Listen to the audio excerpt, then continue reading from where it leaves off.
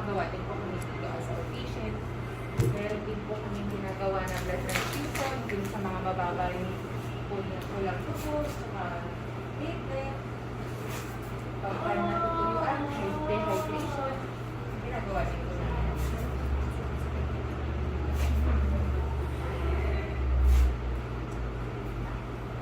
Iba naman po din yung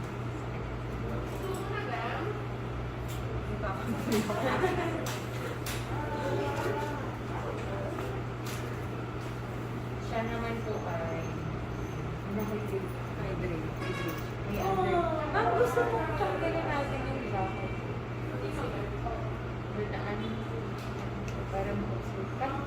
Kasi pag once na nilagay, hindi mo nakakatanggal yung jacket. Opo. Bubutinin na natin. May, pwede ba kuha na? Bigyan ko kuha ng kumana. Sige. Talikod na. Sige. Higa na ba ako? Sige ma'am, yung comfortable ka.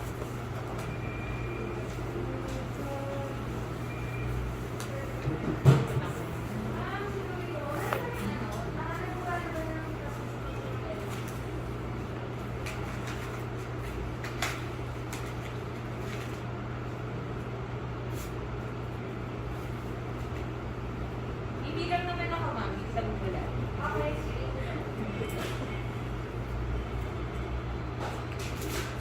Ito po, water lang mo. Ito, para hindi po kayo, hindi mag-plug yung inyong swero. Saline.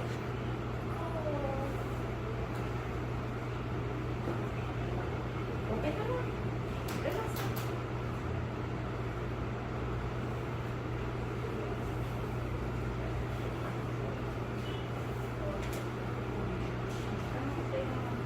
Pagka bilang ko 1 to 3 na malalim. Pagka 1 to 3 na malalim. Yan po, ready? 1 to 3 na malalim. Alright, sorry po. Okay na ma'am. Ma'am, wala naman pong allergy sa pain relievers. Sir, bawal na Ay, video. oo nga. Sorry po. Kahit si ma'am na lang i-video. Okay, sige. Opo. Siya lang po. Tama siya lang.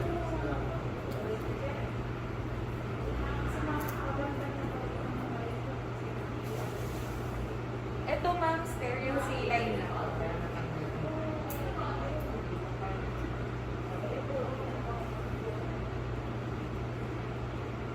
Malamig.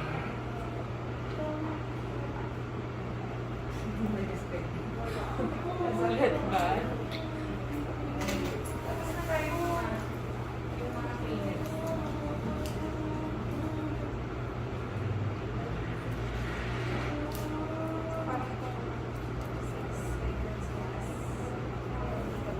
Yes. Yung transfusion lang na yun, same brand ang gagamitin yung Adobe. Puro stereo. Ano ba? Pag-save. Kasi yung brand na kinuha namin, Visuero. Opo. Ba't mga trastuzumab na Injection po, muscle? sub-Q. Yung sa tama. Anong brand yun? Herceptin. Yung ano, yung Mahal kasi. creator ng gamot mismo. Yung innovator mismo. Oo. Ang buti na lang pala ganyan ka, mas masakit yun. Yun masakit yun. Oo, ang sakit nun. Oo. Pinakamasakit. Swero, diluted. Alin po? Diluted siya dito, ma'am. Wala kang mararamdaman. Oo. Yung Herceptin kasi, i-inject natin sa taba. Dito siya. Taba. Masakit talaga. Pinakamasakit na klase. Oo. Masakit pa yun. Sa muscle, walang-wala yung muscle. Tiniisin mo lang ng 10 minuto. 10 minuto. Yung mga, Ma'am, itong una kong ibibigay, yung dancer. Ang purpose nito, atas kasi patadaanin ko dyan. Walang kasakit dito.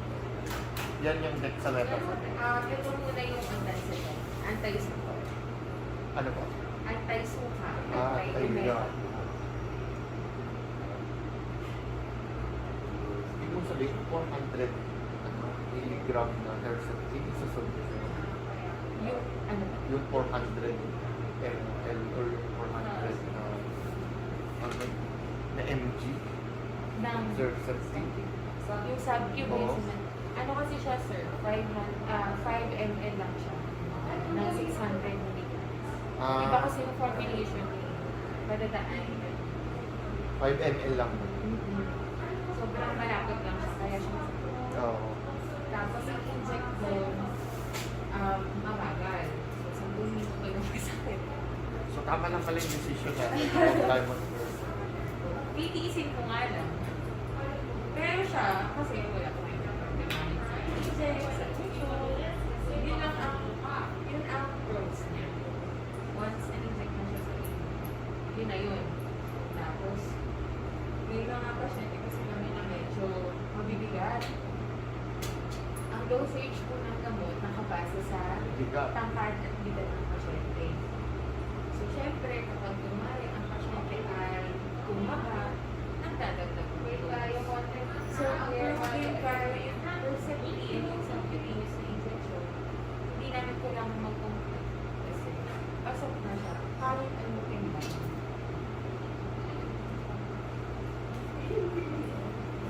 Ano po? Ito naman yung dexamethasone. Ito na yung ininom ko mga gamot. So, hindi na kayo yun. Hindi naman kayo ako kasi. I think ang ano na lang mamaya naman, bago ka umuwi, may ibigay ng mga gamot. Basta na kasi. Para huwag ka magkaroon ng reaction. Yung mararamdaman ko paano dito. Parang makabasis niya. Sa mga 30 seconds. Pati yung sabi niya. Pero saglit na. Pero kung wala, okay lang din. Kasi may ibang patients hindi nakakaroon. Depende ko. Pero kung meron, wala. Ang i-watch niyo kasi pag uwi sa bahay, usually talaga, ito tama ng group nila. 2 to 3 days after ng So,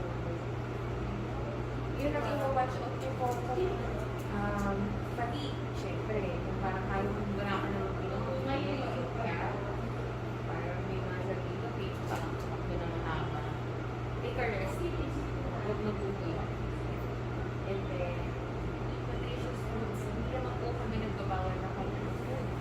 Pero sa cancer patients, kasi one side effect or adverse effect ng cancer is mababa yung appetite sa pagkain. So, kung hindi ka naman diabetic or hypertensive, or kung wala ka naman problema sa kidneys mo, kain ka lang pag kailangan. Watch out lang mo sa timbang para ngayon, para hindi tumaba. Kasi pag tumaba, syempre, magdadagdag na. Basta watch out lang mo sa inyo. Pero kung may gana kumain, kain na po. Drink lots of water. Kung wala kang problema sa kidneys mo, at least 2 to 3 liters of water a day. Para hydrated po sa ito omeprazole. Para hindi po kayo sigmara. Yes, ma'am. Part pa rin siya. 3 minutes. Mamaya na lang, ma'am. A-advise naman sa inyo yan na yung kidneys.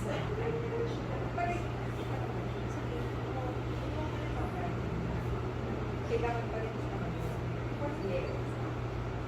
Kasi ito sa reseta, once a day. Ito ma'am, iba. So, para pa rin ito sa... Ito, fully purpose nito, itong medications nito sa mismo. Iba pa rin yung inyong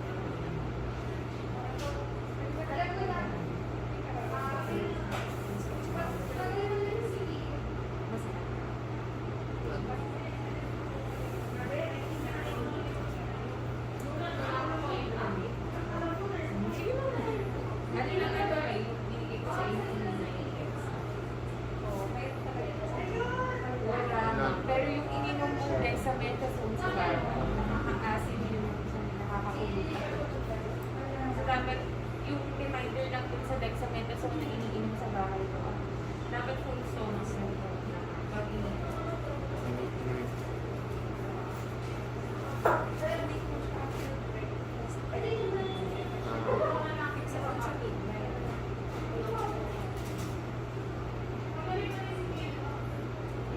Diba ko ng band mo yun? Baka kasi baka ko nakabayan. No.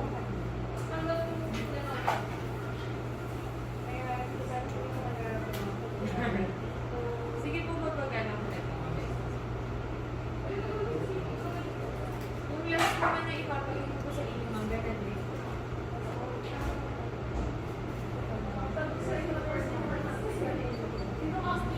Ako ma'am, para hindi kayo magkaroon ng allergies sa lahat ng gamot ko na binibigay natin. Ganito tayo ma'am every session. Kung kayo pagkukunan, every session natin ganito.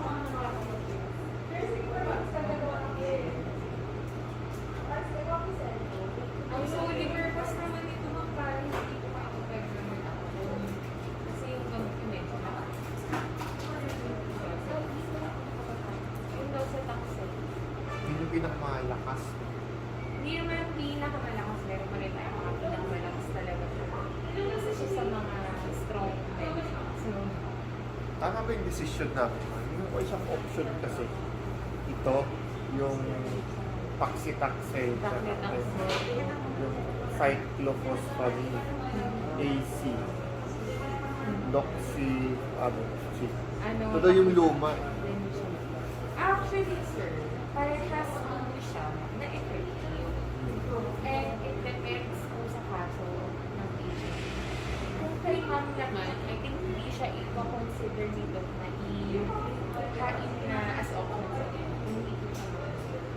Ang concern lang siguro ni doc dyan, kaya niya kayo pinapili. In-explain niya po sa inyo yung side effects ng bawat gamot. Hindi na siya. Like, sinabi niya lang na, tinanong namin, anong mas mahal tsaka mas mura dyan? O ayun po, Sabi yun, lang na niya. Ano, sige, so, mas mahal po kasi Paxitaxel. opo. Tapos ito, mas mura. Mas, ano pa yan, easy tapos 12 cycles na pakitaxin. Tama no? Ayun po. Kasi po halos parehas na.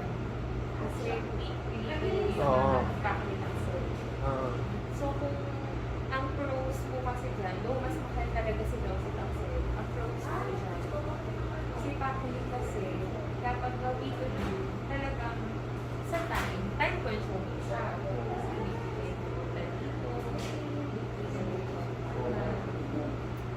Makakamura kayo pero parang dalawa na halos yung mga lang. Oo. Whichever naman po is equivalent. Hindi ko, every 21 days. Yung, Tres musong. oo, kaparehas lang din. Sasabi. Every 3 weeks. Every 20 May cases ka naman na hindi nila tinapos yung trastuzumab. Like after 12 months, magaling na siya. Wala. Wala. Tatapusin talaga. Kasi yung most likely kasi pag hindi po compliant sa treatment, bumabalik sa amin yung mataas yung stage. So yung 18 cycle, talagang Ano siya, standard. lang. Hindi na 6 months, hindi na pala 6 cycle, 18 cycle pa. Nasa isip kasi namin, 6 times na kami babalik eh. 1.5 year pala yung treatment. Ano? Mga 2 years din. Oo. Kasi nga ng ano, sinabay ni Doc yung trastuzumab sa clinic. Dati, Oo. chemo muna, tapos trastuzumab. Oo. Tapos sa gitna yung radiation. So nakakasama namin yung pasyente 3 years time. So Oo. ngayon, may mga studies shows naman na pag sinabay ang targeted therapy, which is the trastuzumab, with the chemotherapy, which is yung docetaxel, same effectiveness siya kapag pinagsabay versus pag pinagsabay. Saka si Doc naman, tinatansyon niya kung kaya kaya naman sa ano. Okay na. Ay, sorry. Yun, sorry. Ah, sige sir, balik ako. Ayan. Kunin ko na yung Benadryl sa likod.